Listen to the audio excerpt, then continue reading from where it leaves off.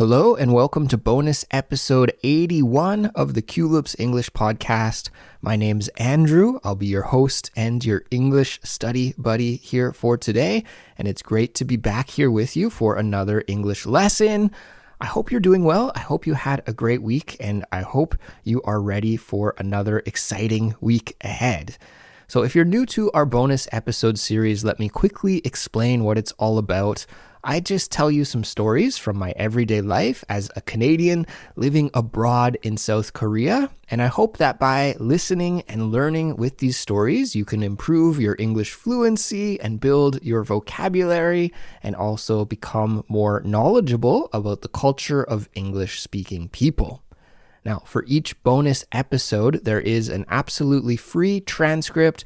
It comes in a PDF version or an interactive version, and it also includes a vocabulary glossary. So it's a great learning resource for you that we're giving away, and you can check it out just by following the link in the description for this episode. And if you are a Culips member, then I will also create a comprehension quiz and share that comprehension quiz in the member-only channel of our Culips Discord. So Culips members, once you finish listening to this episode, check out the quiz and then let me know what your score was and how you did. And you can do that by posting on the Discord.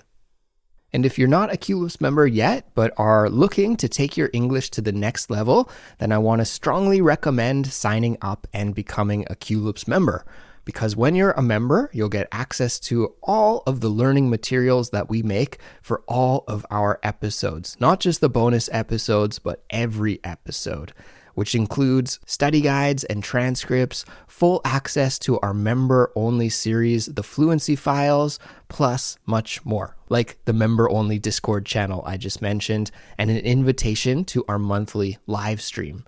And by the way, everyone, we do have our monthly member live stream coming up here on Tuesday, December 19th at 8 p.m. Korean Standard Time. I will be joined by our Discord moderator, Alina. She's going to help me co-host, and we're just going to have a fun time hanging out with the Culips member community for about an hour on Tuesday. So if you are a Culips member, then I hope you can join me. You can just find all the information that you need to join the live stream on our Discord channel. And yeah, if you're not a Culips member yet and you want to participate, then just sign up before Tuesday, and we would love it if you could join us as a new member for the live stream. So everyone, I don't know if you can hear in my voice that I'm a little bit under the weather right now.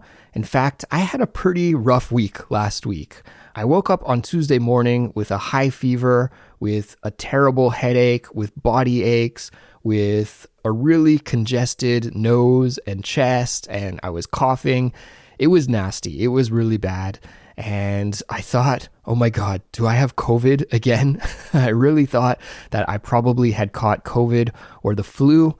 And I went to the clinic, and the clinic was just jam-packed with people. I guess there's something going around here in Seoul because there were tons and tons of sick people waiting in the clinic. And in fact, I had to hang out in the waiting room for over an hour before I could see the doctor. And the doctor also said, I think you have COVID. And I'm laughing because for those of you who don't know, I have had COVID twice, and the most recent case was in July of this year. So it hasn't even been that long. And thankfully, the COVID and the flu test came back negative, but I've just been really, really sick all week. It's been terrible, and I'm not 100% yet, but I am feeling much, much better after taking some of the medicine that the doctor prescribed, and after just taking it really, really easy this week, trying to focus on my health, trying to rest as much as possible, and trying to get back to normal. So I think I'm feeling like 80% better right now, but I still have a little bit of congestion in my nose and in my chest, and I think it's coming through in my voice as well. So because of this, I don't really have any super interesting stories to share from this week. You know, most interesting things in life happen to us when we get out and about, right? Not when we stay at home. But I do have one story that I want to share with you. And it's one of those things that I think makes life worth living, makes life interesting, because it just underscores the randomness of life. And that's one of the wonderful things about life, in my opinion, is how unpredictable and random it can be. So I'm going to tell you that story now. I hope you enjoy it. Let's get started. Here we go. Regular Culips listeners will know that back in September, my dog, Pinky, passed away. Pinky was a dog my wife and I adopted about 3 years ago, and he was an old dog when we adopted him, but he was lovely and we loved him, and he was a wonderful pet, and unfortunately, last September, he passed away. So it's been a tough autumn for my wife and I, having no pet in the house suddenly. And Pinky was our first dog, which I think makes it even more difficult. It's been an adjustment for us to have to switch our lifestyle from having a dog to having no dog. One of the things that is a little bit different, I guess, on my wife's end, because this is something that she took care of, not me necessarily, was Pinky's social media account. So my wife created a Instagram account for Pinky, and she would take pictures of him several times a week and upload them to the Instagram account. And I'm not sure about what country you're from or where you live, but here in South Korea, this is quite popular, and many pet owners have Instagram accounts for their dogs, and I would imagine cats as well, but I actually don't know about cat Instagram. But definitely in Korea, dog Instagram is a thing, and many dogs have their own Instagram accounts, and Pinky was no exception. Pinky had his own Instagram account, and he was pretty popular. Like, he had way more followers than my Instagram account. So anyways, after Pinky's passing, obviously, my wife hasn't been using that Instagram as much because there's no content to post anymore, right? Unfortunately.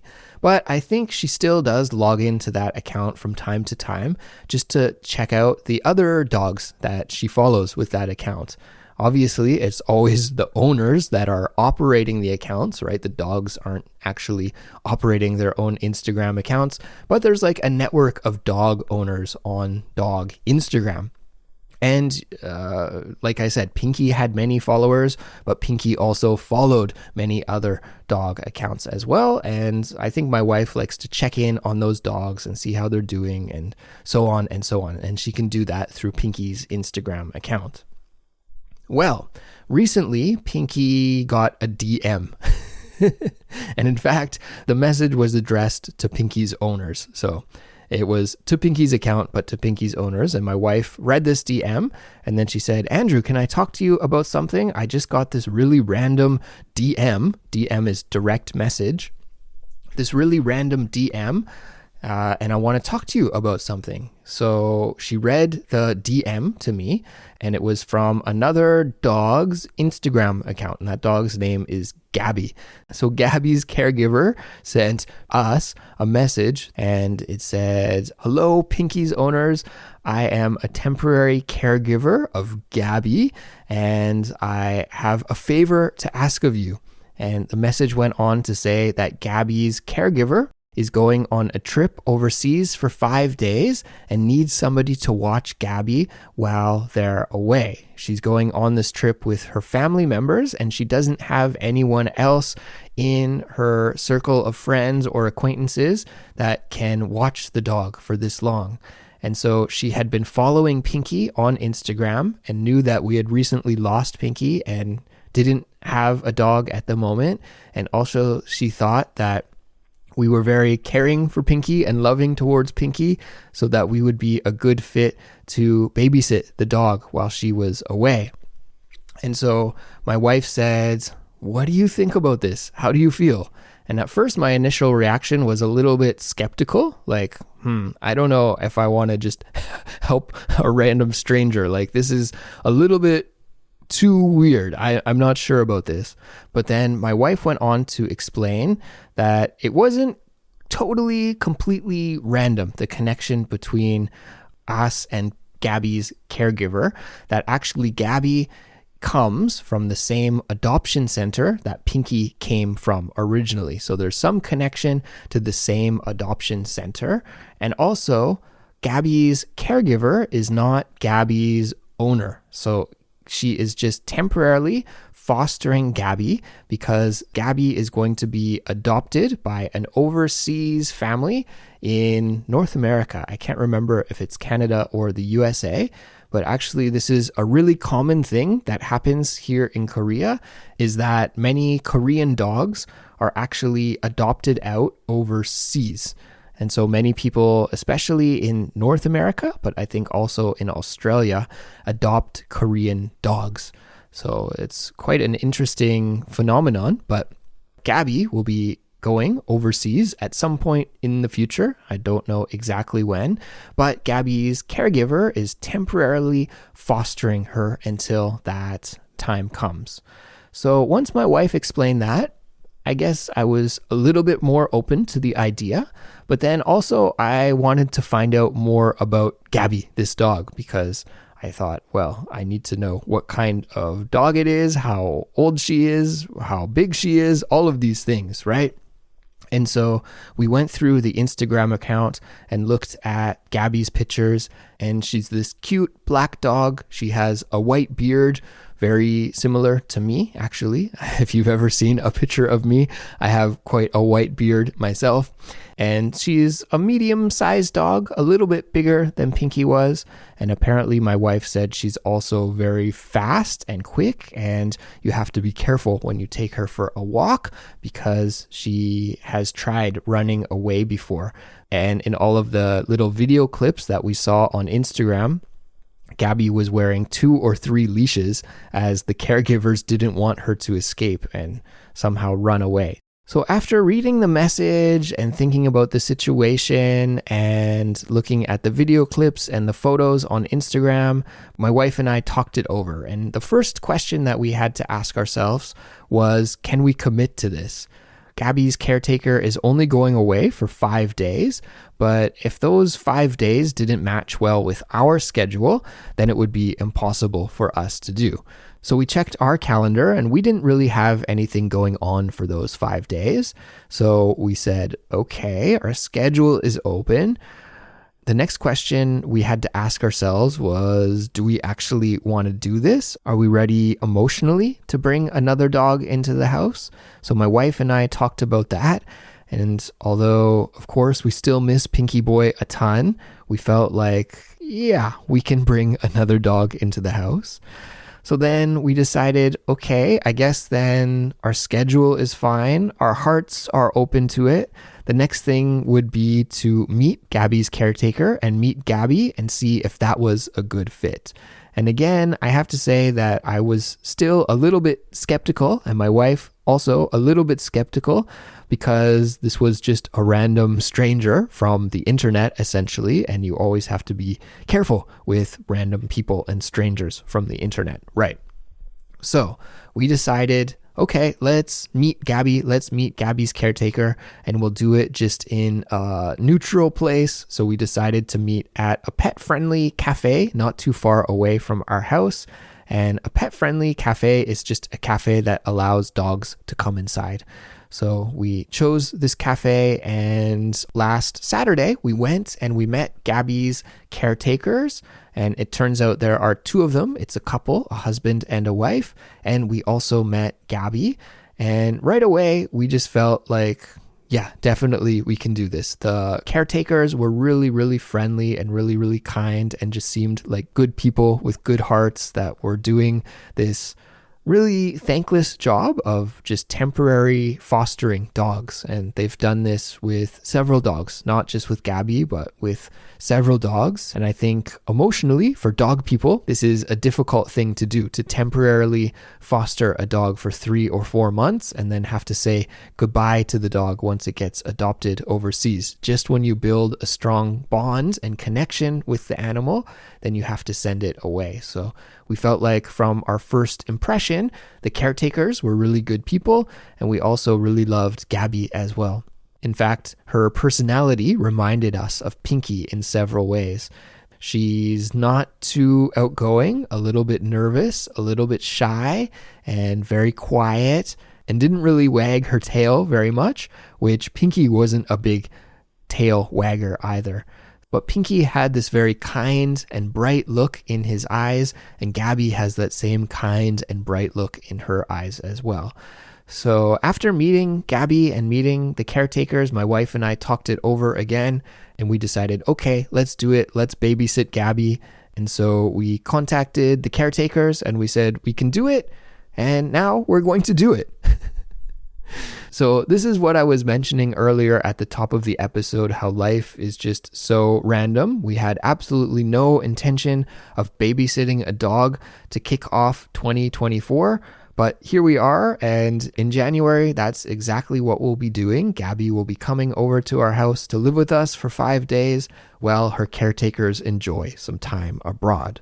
So I have to say, I think my wife and I are both excited about bringing a dog home again. Of course, it will just be temporary, but I think it'll be a good first step for us to see if we're ready or not to open our hearts and open our minds to adopting another pet dog sometime in the near future.